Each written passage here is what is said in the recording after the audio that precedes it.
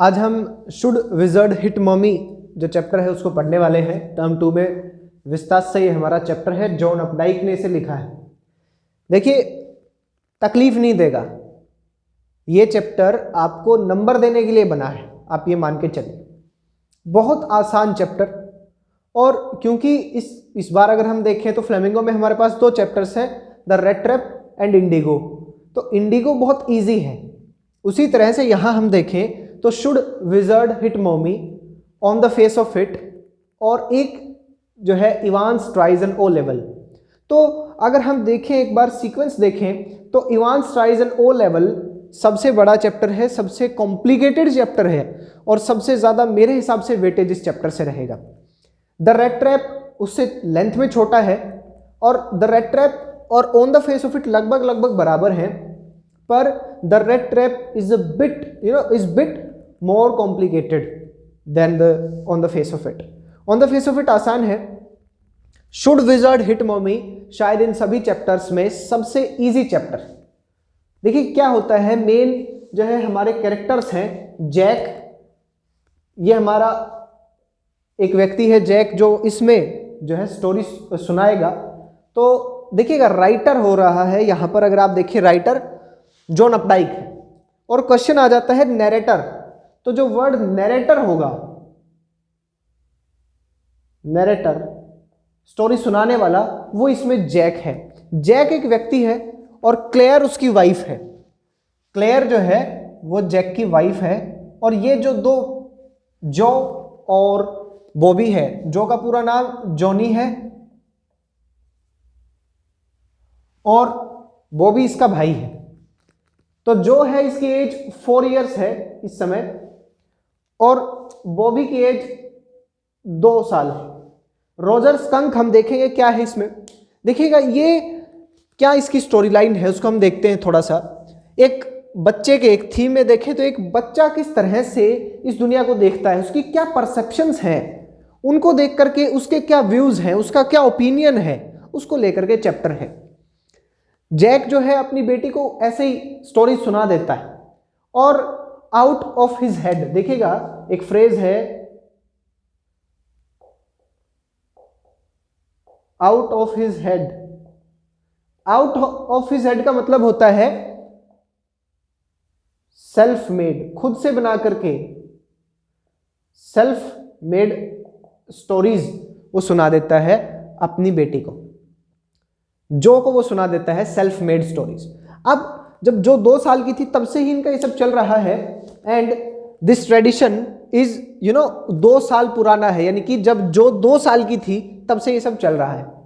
जो को वो स्टोरी सुना देते हैं, जो सो जाती। अब इनकी स्टोरी जो है वो लगभग सेम रहती है। वो एक कैरेक्टर कॉमन रखते हैं, रोजर। आगे कुछ भी हो जाता है, कभी रोजर स्कंक है जिसमें हम देखेंगे अभी, कभी रोजर जो है क्या स्क्वायरल आ जाता है, कभी चिपमंक आ जाता है, अलग अलग एनिमल्स के नाम लगा दिए जाते हैं। अब ये व्यक्ति जो है यानी कि रोजर कैरेक्टर जो है, इस कैरेक्टर के पास कोई समस्या होती है, इसके साथ कोई समस्या है, कोई प्रॉब्लम है और ये उससे बहुत परेशान होता है। उस परेशानी के सॉल्यूशन के लिए ये एक वाइज ऑल के पास जाता है, एक उल्लू के पास जाता है और वो इसे जाने की सलाह देता है एक विजर्ड के पास, यानी कि एक जादूगर के पास जाने की सलाह इसको देता है। जब वो विजर्ड के पास जाता है तो विजर्ड इसकी समस्या का सॉल्यूशन तो कर देता है, इसकी प्रॉब्लम को सॉल्व तो कर देता है, but demanding in payment the amount of money more than the Roger character had. देखिएगा विजर्ड जब इसकी समस्या का सॉल्यूशन यानी कि इसकी प्रॉब्लम सॉल्व कर देता है तो इससे जो पैसे मांगता है कि हाँ मैं इतने पैसे चार्ज करता हूं, मैं इतनी यहां पर जो यूज किया गया इतनी पेनीज चार्ज करता हूं, तो वो ही always demands more than what Roger skunk has, जितना उसके पास है उससे ज्यादा।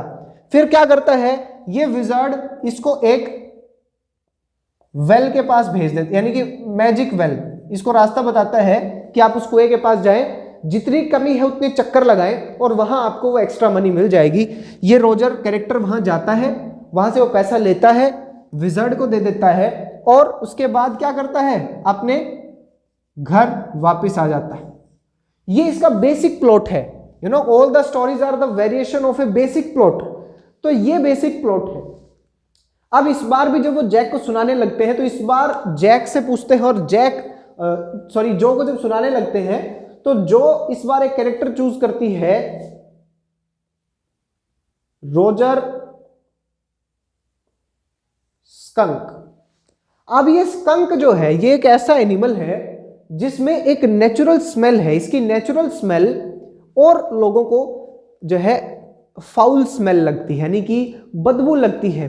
इसकी जो इसकी नेचुरल यानी कि इसकी जो प्राकृतिक खुशबू है इसके लिए वो चीज खुशबू है, लेकिन और जो लोग हैं they consider it as a foul smell, उनको वो गंदगी लगती है, वो बदबू लगती है। इसलिए जो और एनिमल्स हैं वो इसके साथ नहीं खेलते। रोजर स्कंक इस बात से बहुत परेशान है और रोजर स्कंक को वो रोजर स्टिंकी स्कंक भी बोलते हैं। इस तरह से उसको अपमानित करते हैं ऐसे शब्दों का प्रयोग करके। ये बहुत परेशान है, इसके साथ कोई नहीं खेलना चाहता, कोई भी इससे जो है दोस्ती नहीं रखना चाहता। ये क्या करता है, ये जो कैरेक्टर है इस कैरेक्टर के साथ जो अपने आप को आइडेंटिफाई कर लेती है, अपने आप को एसोसिएट कर लेती है, ये इसकी जो फीलिंग्स हैं उसके साथ अपने आप को, इसकी फीलिंग्स जुड़ जाती हैं रोजर के साथ।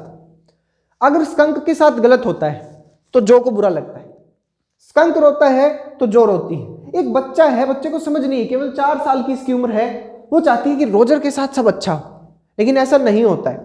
रोजर के साथ बहुत सारी चीजें खराब होती हैं जिससे कि आप चैप्टर में जब पढ़ेंगे तो जो कि चेहरा जो है बिल्कुल उदास हो जाता है, रोने जैसी स्थिति में वो आ जाती है। अब क्या होता है कि जब ये समस्या इसकी चल रही होती है तो रोजर अब जाता है किसके पास, ऑल के पास, और उससे जाकर के कहता है कि सब लोग मेरे से दूर रहते हैं और मुझ में जो है कहते हैं कि बहुत बदबू आती है, मैं बहुत गंदी जो है खुशबू है मेरी, फाउल स्मेल है। तो ऑल कहते हैं हाँ है भाई, बिल्कुल सही कह रहे हैं वो लोग, तुम्हें बदबू आती है। तो कहता है कि प्लीज कुछ कीजिए, प्लीज कुछ कीजिए। और ये इसको फिर क्या सलाह देते हैं कि आप विज़ार्ड के पास जाइए। अब रोजर स्कंक विज़ार्ड के पास जाता है। जब स्कंक विज़ार्ड के पास जाता है तो विज़ार्ड के पास जाने के बाद विज़ार्ड बहुत ही ओल्ड एज्ड पर्सन है, वो बाहर आता है, इसको गेट के अंदर अपने उसका घर के अंदर जाके देखता है। ये इसको बताता अपनी सारी समस्या कि ये मेरे साथ दिक्कत है। तो ये कहता है कि किस जैसी स्मेल आपको चाहिए, कैसी खुशबू आप चाहते हैं। तो रोजर का कहना होता है कि मुझे जो है ना रोजेस जो है गुलाब में जैसी खुशबू आती है वैसी मुझ में है रोज।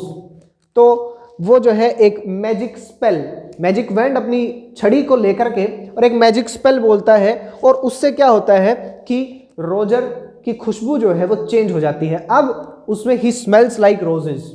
ठीक है, अब देखिएगा पोएटिक डिवाइसेस यहाँ पे बहुत सारी आएंगी, लाइक एज जो सिमिली के लिए है, और उनको हम स्टडी करेंगे एक सेपरेट वीडियो में भी।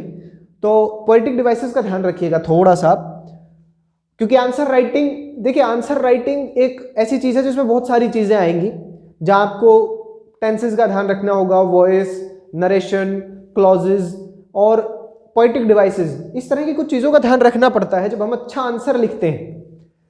अच्छा आंसर जब हम बोलते हैं तो उसका मतलब ये नहीं है कि वो ग्रामेटिकली करेक्ट हो और वो उतना हो जितना पूछा गया है, बल्कि ये दो चीज़ें तो हुई, साथ के साथ उसमें मज़ा आए, उसको पढ़े जब आदमी तो उसको एहसास हो कि हाँ इसने कुछ लिखा है। उसको हम देखेंगे आगे की वीडियोस में।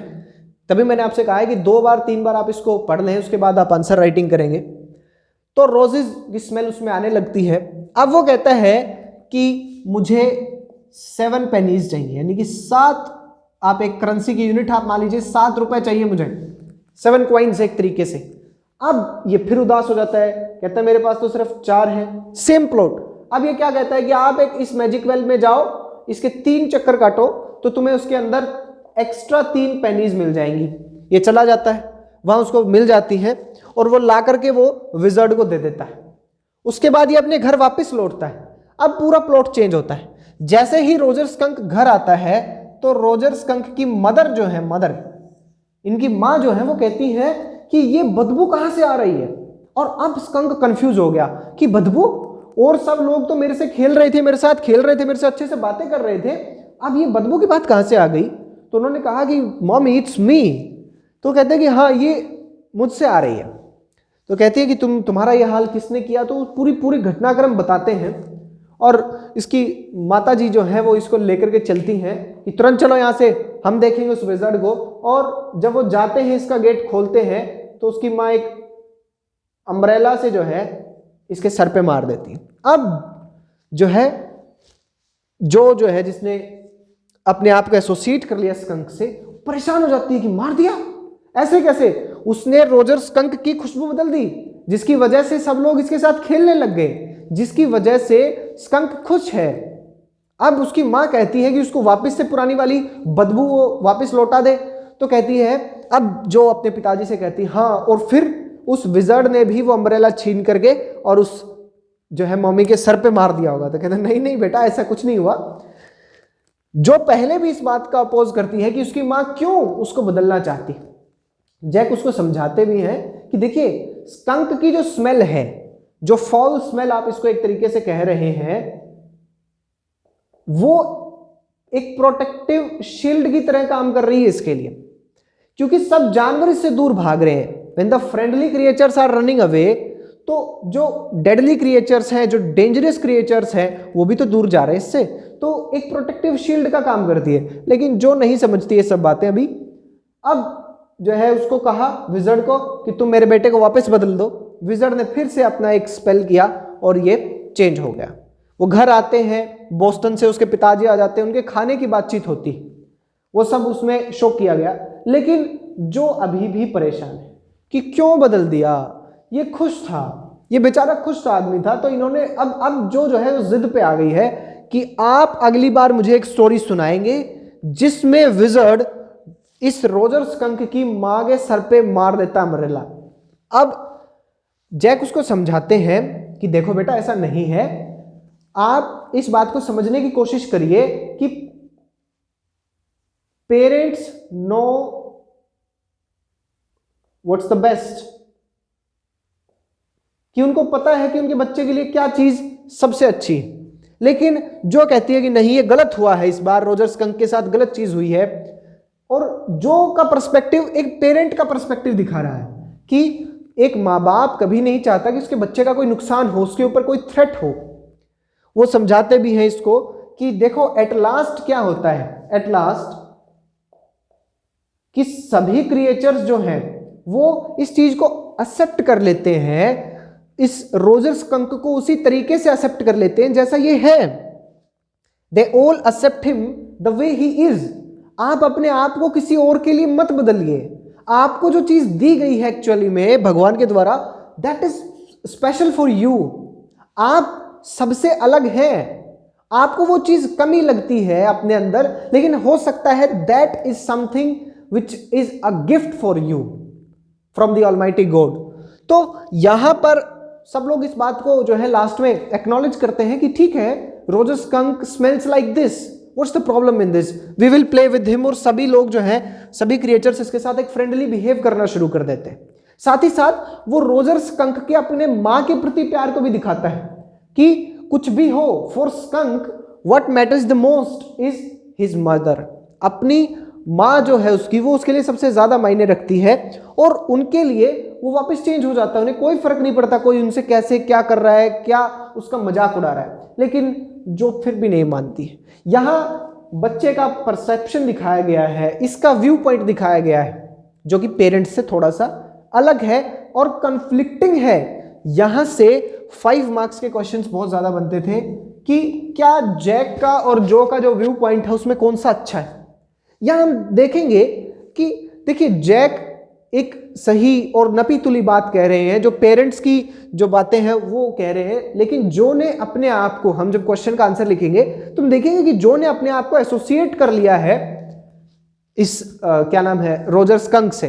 अब वो रोजर स्कंक के साथ कुछ भी गलत होते नहीं देख सकती, और जैक उसको सही चीज समझाने की कोशिश करता है। और यही सब में हम आंसर की फॉर्मेशन करेंगे।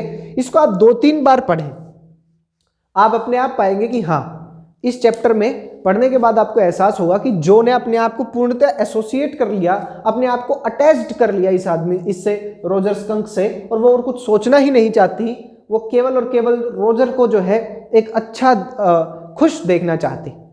ये चैप्टर इतना ही है। अगर आपको इससे रिलेटेड कोई भी डाउट होता है तो आप मुझसे पूछ सकते हैं। Thanks a lot.